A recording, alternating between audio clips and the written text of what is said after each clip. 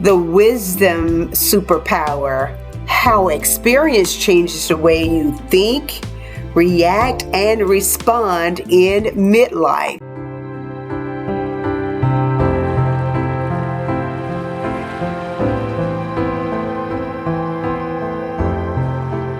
Hey guys, have you ever looked back at a situation and realized like, oh my God, what was I thinking? I could have done that differently. So we already know that the situation itself did not change, or you can't go back and change the past, right?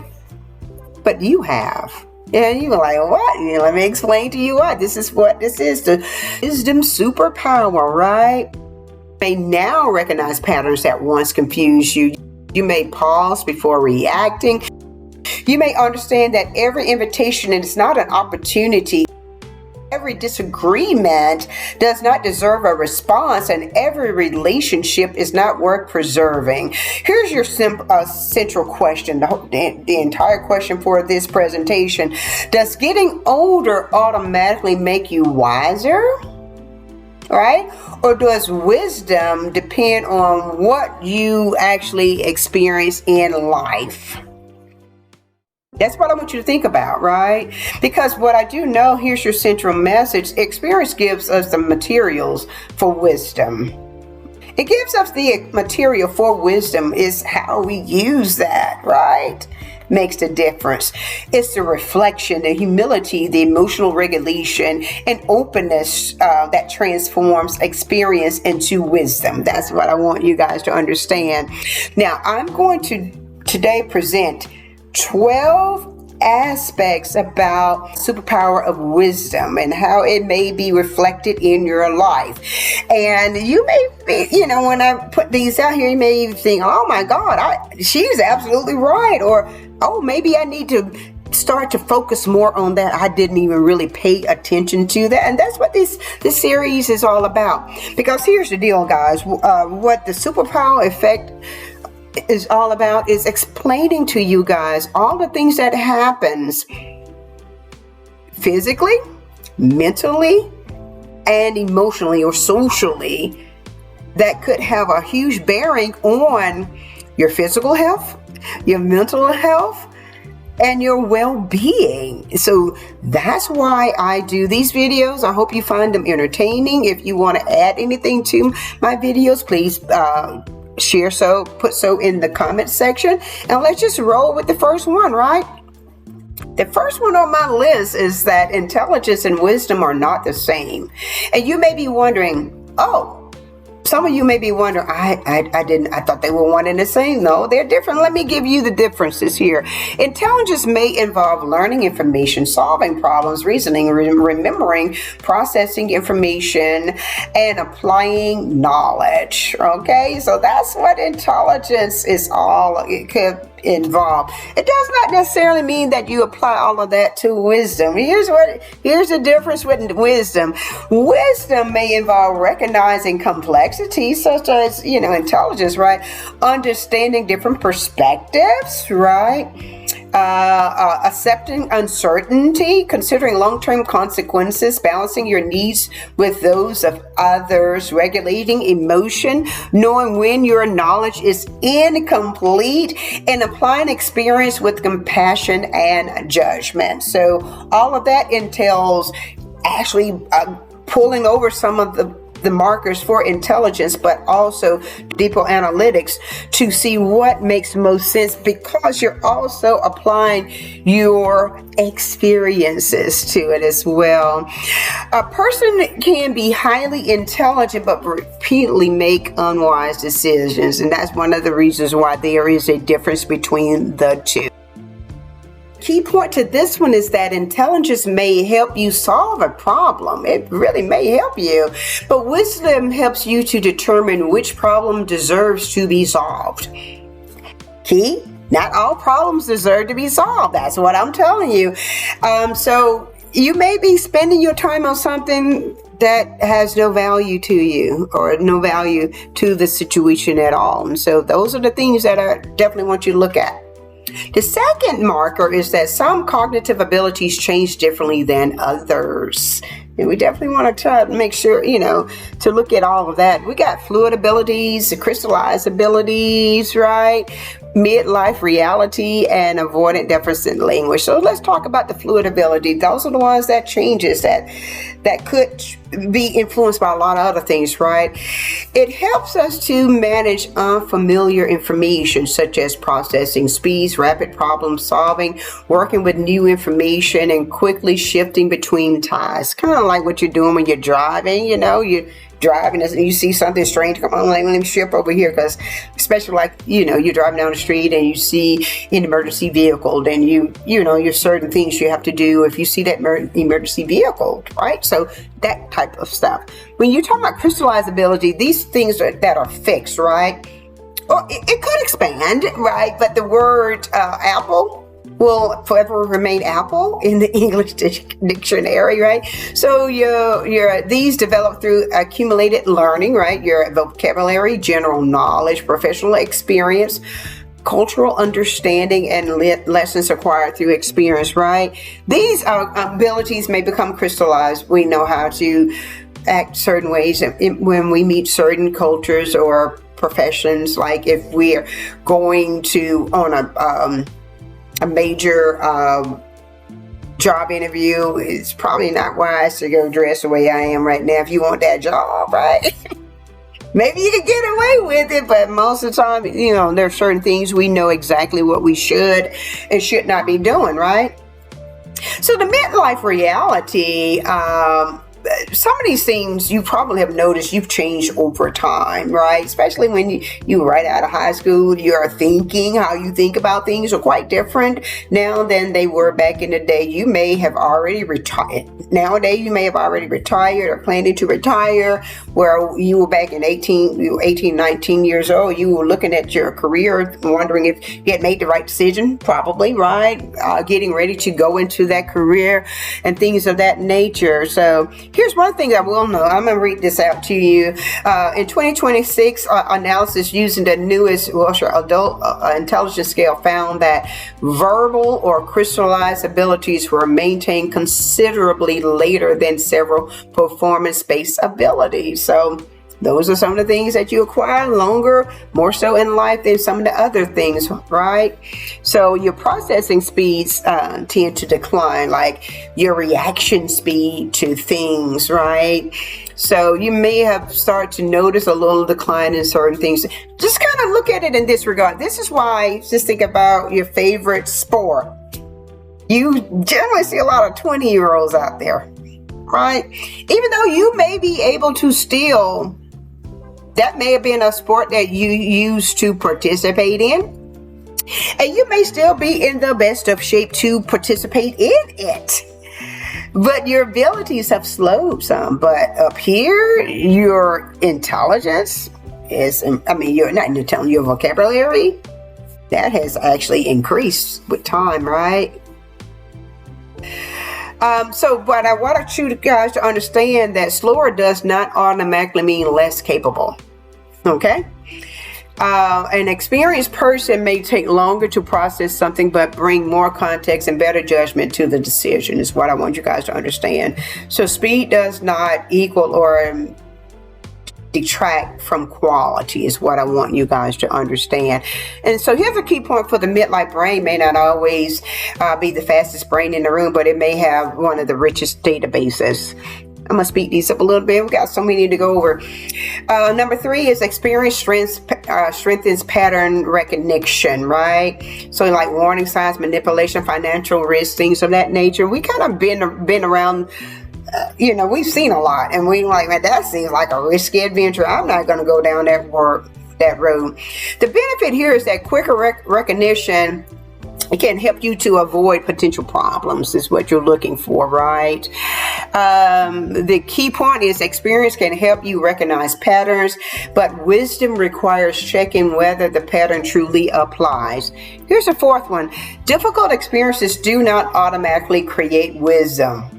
They are different. Just because you get to be a certain age doesn't mean that you actually have wisdom if you're still operating the same ways you did when you were younger, right? So people say stuff, what doesn't kill you make you stronger? Like, does that make sense? Things of that nature, right? You may become hypervigilant, avoidant. Hardship can leave a person. If you are struggling to just put food on the table, that's your focus. Your physiological need is your focus, and not just for you. Everybody need to have their physiological needs taken care of before we can even look at anything else. And if that is your focus, you're gonna do whatever you need to do to put food on your table, right? So it's hard for you to even look at creating a better life if you don't know where your next meal is coming from, right? So what I want you guys to understand is that the experience itself is not always the teacher. Reflection determines what is learned from it. So hopefully, if you are in that situation where you're trying to figure out where your next meal is coming from, how did you get to that situation? What is it? What can you do to get yourself out of that situation? If you even need to call on someone to help you, right? The key point here is that experience is what happens to you. Wisdom is what you understood, integrated, and applied so that you don't find yourself in that situation again. Number 5, wisdom includes emotional regulation.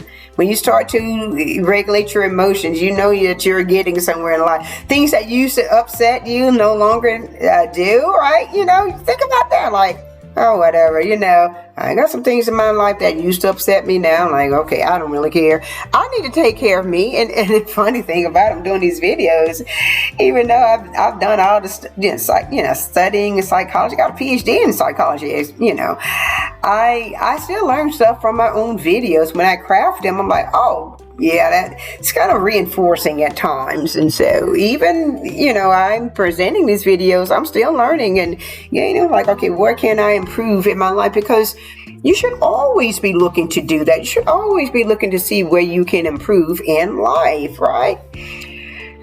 So midlife changes the way we may pause before responding, considering consequences before thinking. It just basically takes some time to not be so reactive, but to do some analytics on what we're actually gathering to figure out if it's even worth it or not, right? The key point here is that emotional regulation is not the absence of emotion. It is the ability to experience emotion without surrendering every decision to it, right?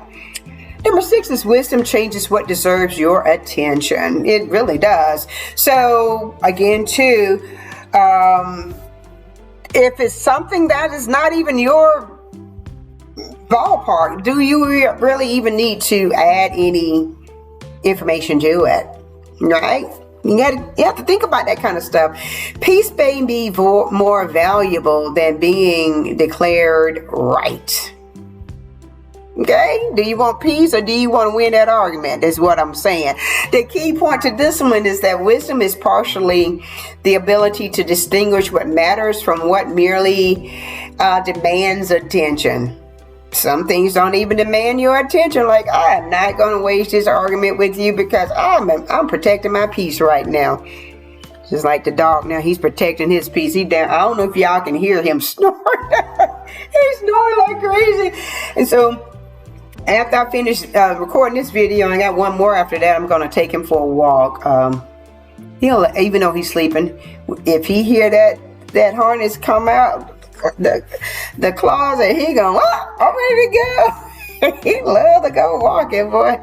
Mark up the neighborhood, Lord have mercy. Anyway, he's enjoying himself, and I'm happy for him. The 7th on my list is that perspective becomes wider, right? Just kind of think about this. In general, younger adults may evaluate an event as if it defines the entire future. I got to do this because it defines my future. But what it does, experience teaches that feelings change, circumstances change, relationships change, careers change. Failure is survivable. Success does not solve every problem. It doesn't. You may feel like this is what I want because that's what society has fed into you, but you start realizing, like, is that really what I want in life? Because see, a midlife allows you to place the current moment inside a longer personal history, not just at the moment, right? And that's what we want to look at. The key point to this one is that perspective allows you to recognize that this moment is important without assuming it is the whole, the entire story. And that's why I want you to distinguish between the two. So 8 is that wise reasoning accepts complexity. It's not simple.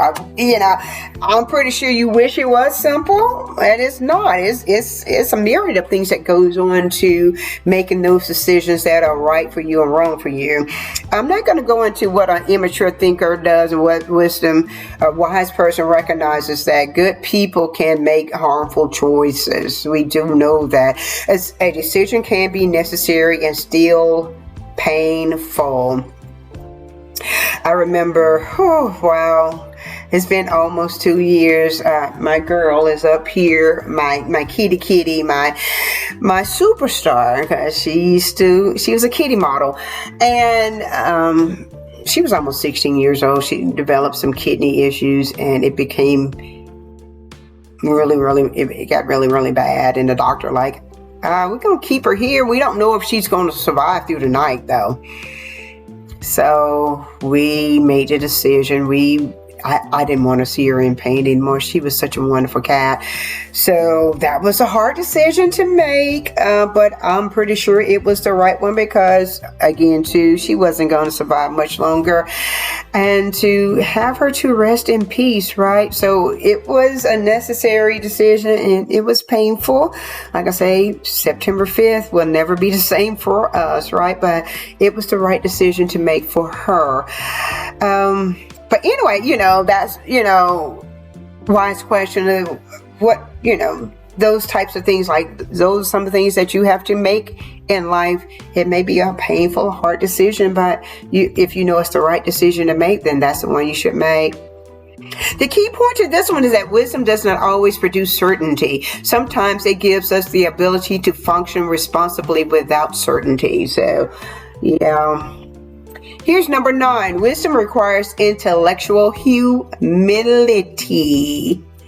Right? I love this one because intellectual humility means that you recognize the limits of your knowledge. So many people fall short of that. I can't tell you what you should. Well, I will tell you this. Just operate in your own lane. If there's something that you do not know, do not confess to say that you do know. Don't do that. It could be harmful not only to others, but to you as well. So you may want to say, I don't know. I say that a lot. I don't know. People ask me about things like, I don't know. Yes, I have a PhD in psychology, but I don't know it all. I can't, especially when it comes to dealing with certain human beings and stuff. And what do I think this person should be diagnosed with? I have to get a full assessment of them. I can't just say, I watched a few videos. Oh, they're a narcissist. People love throwing word. They're a narcissist. Oh my goodness. I don't even know if they even know what that word means. Narcissist. It's really a narcissistic personality disorder. And it carries several markers with it. But anyway, I'm getting off the subject. But what I'm saying is that you can't make that assumption just by seeing a person on YouTube or whatever the case may be. You don't know all of that, right? You can say that their behavior is bizarre. And that's not, that's a fair assessment. But other things, to go in and make that true diagnosis is kind of hard. The key point to this one is that experience becomes wisdom only when confidence remains accompanied by curiosity. If you have the answers to everything, then you're no longer curious, right? You always have to be curious about things, right? Number 10 is that wisdom includes compassion. This kind of goes along with number 9 because it does. When you start to employ compassion, You see things a little differently. You start to understand the other person's perspective. And that's the difference between the two. You may be the smartest thing out there, but does that decision harm other people? Even if it doesn't harm you, does it harm other people? And if it does, then is it a wise decision to make? Okay? Think about it. Even if there's no benefit to you, if it benefits other people, is it the right decision or the wrong decision to make? Okay? Think about that. Think about that. I make a lot of decisions in life that has no impact on me. None. But I know it's going to help other people, so I'm fine with it. And I'm not trying to take any credit for what happens, why it makes it easier for the other person. I just know that that's the right thing to do.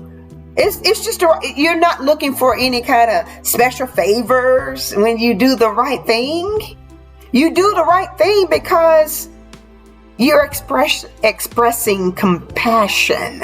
That should be your driving force, is what I'm telling you. And so just kind of think about that. So this is what I want you guys to understand. Compassion does not require excusing abuse. But it does require a person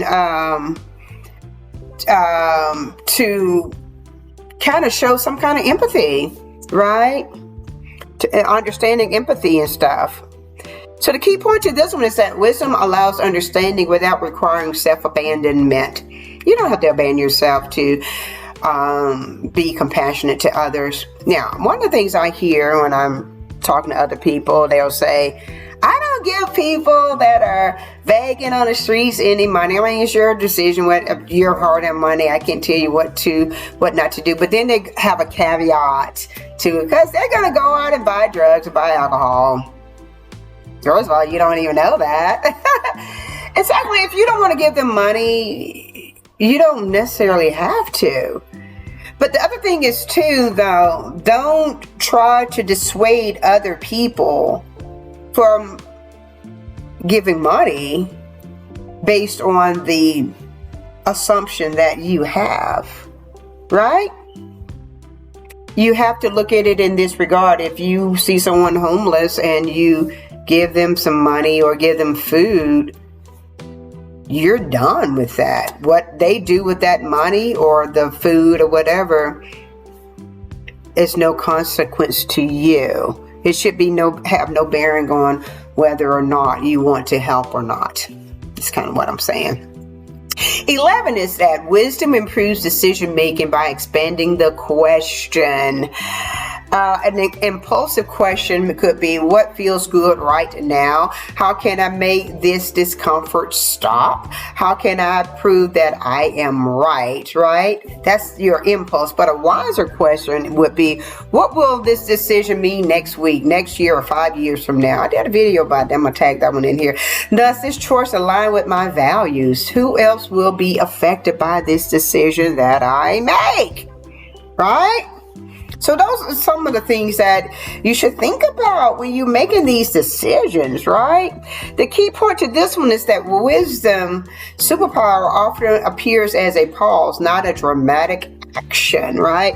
And the last one, and this is the one that people get wrong all the time.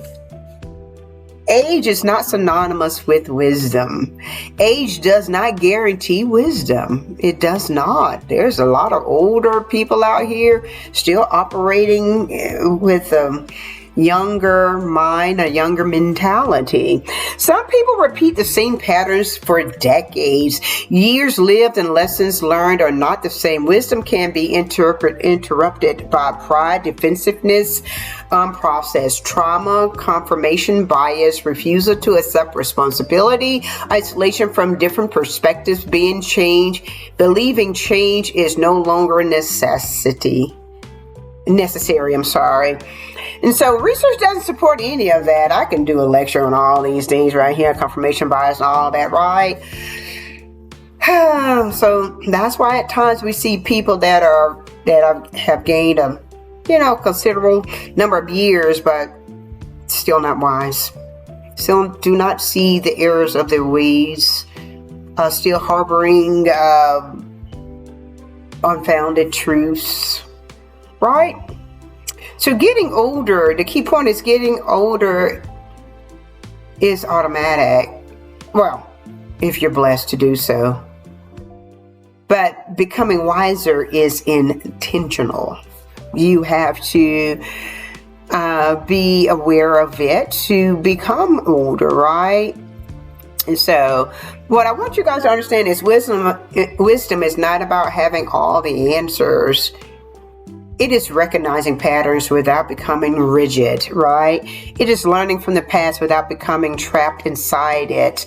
So guys, in closing, my closing thought, the wisdom superpower is not knowing everything. You don't. It is knowing what deserves your attention, what experience has taught you, and when you still need to learn. Now, if you've made it this far, I thank you from the bottom of my heart. I truly do. Thank you so much for supporting this channel.